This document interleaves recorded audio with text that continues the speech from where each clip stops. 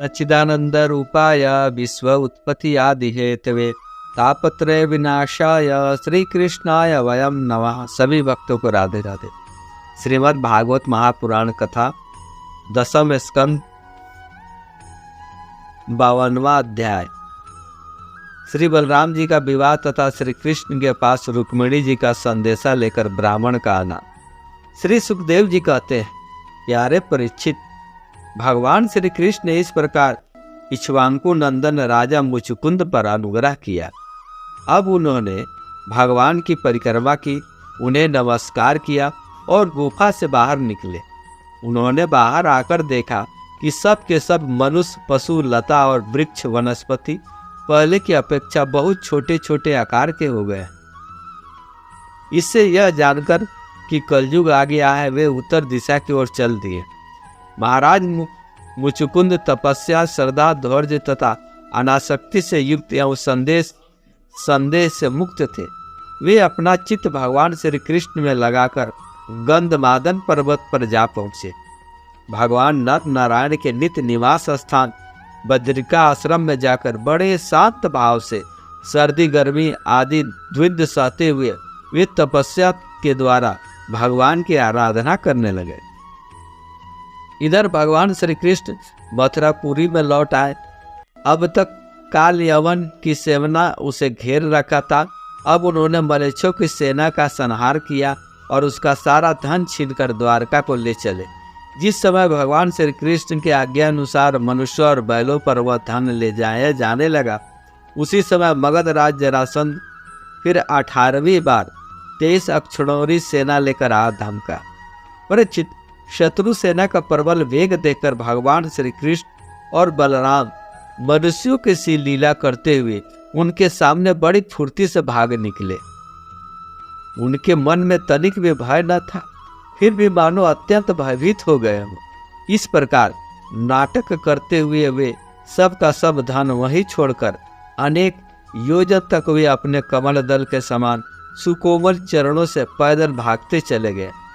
जब महाबली मगध राज जरासंध ने देखा कि श्री कृष्ण और बलराम तो भाग रहे हैं, तब वह हंसने लगा और अपनी रथ सेना के साथ उनका पीछा करने लगा। उसे भगवान श्री कृष्ण और बलराम जी के ऐश्वर्य प्रभाव आदि का ज्ञान नहीं था।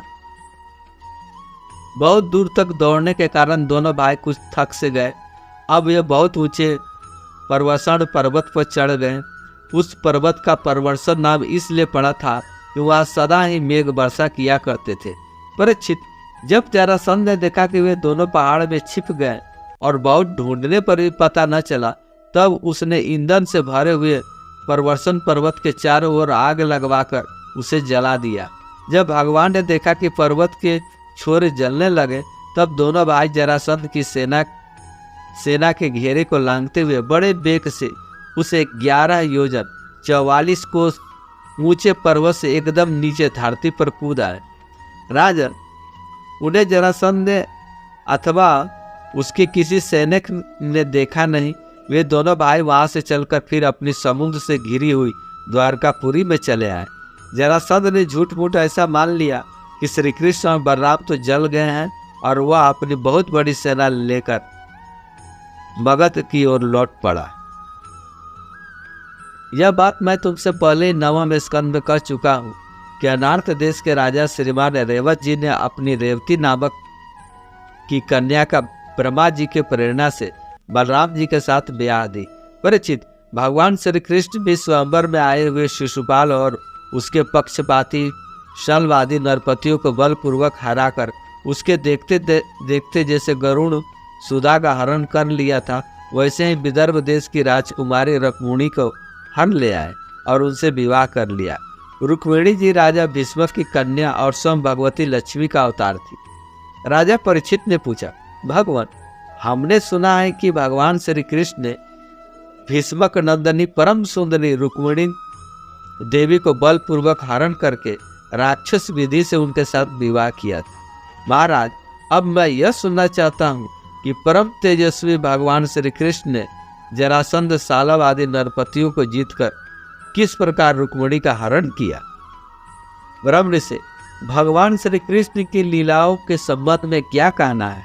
वे सब तो पवित्र है ही, सारे जगत का मल धो बहाकर उसे भी पवित्र कर देने वाली है। उनमें किसी लोकोत्तर माधुरी है जिसे दिन रात सेवन करते रहने पर भी नित्य नया नया रस मिलता रहता है। भला ऐसा कौन रसिक और मर्मज्ञ है जो उन्हें सुनकर तृप्त न हो जाए। श्री सुखदेव जी कहते हैं, परीक्षित, महाराज भीष्म विदर्भ देश के अधिपति थे। उनके 5 पुत्र और 1 सुंदरी कन्या थी। सबसे बड़े पुत्र का नाम था रुक्मी और उसके 4 छोटे भाई थे जिसके नाम क्रमशः रुकमरथ, रुकमबाहु, रुकमकेश, रुकमाली। इनकी बहन थी सती रुक्मणी।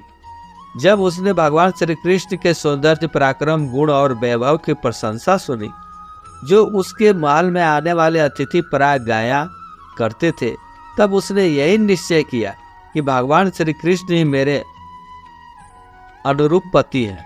भगवान श्री कृष्ण भी समझते थे कि रुक्मिणी में बहुत सुंदर सुंदर लक्षण है।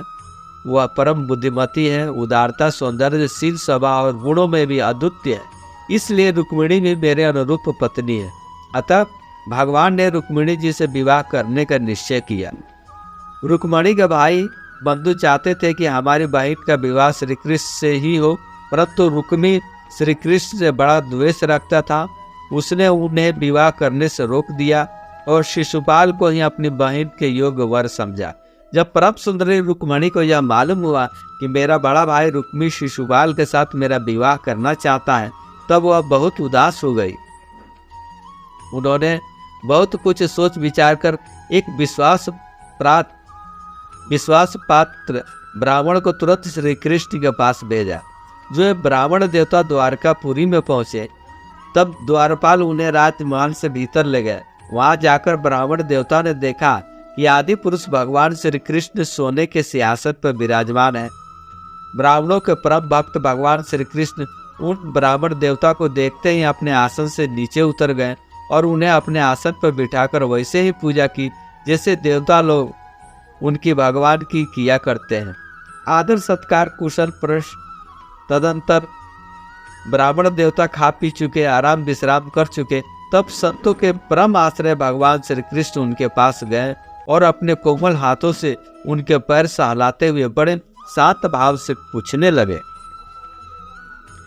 ब्राह्मण शिरोमणे, आपका चित्त तो सदा सर्वदा संतुष्ट रहता है ना? आपको अपने पूर्व पुरुषों द्वारा स्वीकृत धर्म का पालन करने में कोई कठिनाई तो नहीं होती? ब्राह्मण यदि जो कुछ मिल जाए उसी में संतुष्ट रहे और अपने धर्म का पालन करे, उससे च्युत न हो, तो वह संतोष ही उसकी सारी कामनाएं पूर्ण कर देता है। यदि इंद्र का पद पाकर भी किसी को संतोष न हो, तो उसे सुख के लिए एक लोक से दूसरे लोक में बार बार भटकना पड़ेगा। कहीं कहीं भी शांति से बैठ नहीं सकेगा। परंतु जिसके पास तनिक भी संग्रह परिग्रह नहीं है और जो उसी अवस्था में संतुष्ट है, वह सब प्रकार से संताप रहित होकर सुख की नींद सोता है। हम आपकी क्या सेवा करें? परीक्षित, लीला से ही मनुष्य रूप धारण करने वाले भगवान श्री कृष्ण ने जब इस प्रकार ब्राह्मण देवता से पूछा, तब उन्होंने सारी बात कह सुनाई। इसके बाद वे भगवान से रुक्मिणी जी का संदेश कहने लगे। रुक्मिणी जी ने कहा है, त्रिभुवन सुंदर, आपके गुणों को जो सुनने वाले कानों को रास्ते हृदय में प्रवेश करके एक एक अंग के ताप, जन्म जन्म की जलन बुझा देते हैं, तथा अपने रूप सौंदर्य को जो नेत्र वाले जीवों के नेत्रों के लिए धर्म, अर्थ, काम, मोक्ष चारों पुरुषार्थ के फल एवं स्वार्थ परमार्थ सब कुछ है, श्रवण करके प्यारे अच्युत मेरा चित्त लज्जा शर्म सब कुछ छोड़कर आप में ही प्रवेश कर चुका है। प्रेम स्वरूप श्याम सुंदर, चाहे जिस दृष्टि से देखे, कुल, शील, स्वभाव, सौंदर्य, विद्या, अवस्था, धन, धाम सभी में आप अद्वितीय हैं, आप अपने ही समान है।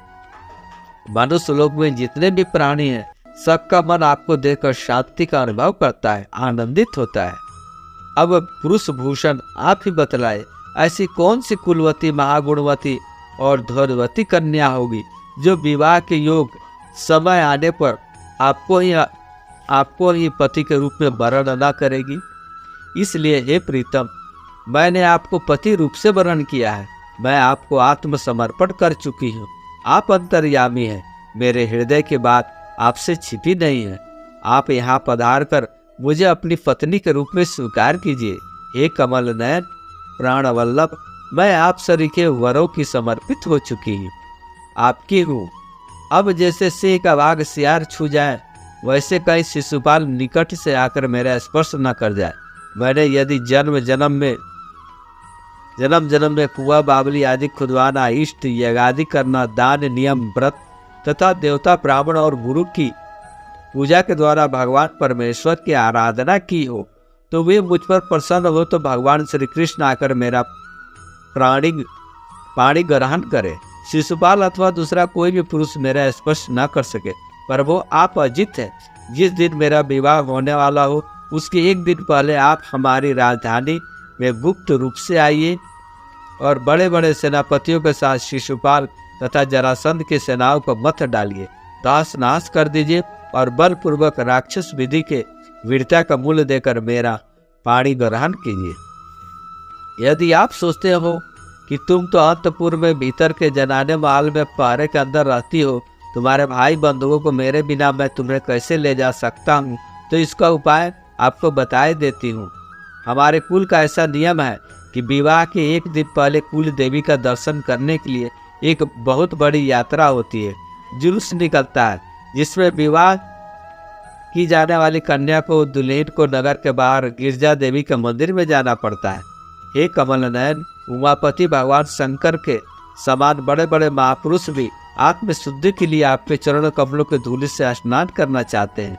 यदि मैं आपका वह प्रसाद आपकी चरण धूल नहीं प्राप्त कर सकी, तो व्रत द्वारा शरीर को सुखाकर प्राण छोड़ दूंगी, चाहे उसके लिए करोड़ों सैकड़ों जन्म क्यों न लेना पड़े। कभी न कभी तो आपका वह प्रसाद अवश्य मिलेगा। ब्राह्मण देवता ने कहा, यदुवत्स शिरोमणे, यही रुक्मिणी के अत्यंत गोपनीय संदेश है, जिन्हें लेकर मैं आपके पास आया हूँ। इसके संबंध में जो कुछ करना हो विचार कर लीजिए और तुरंत ही उसके अनुसार कार्य कीजिए। शेष अगले अंक में। ये मैं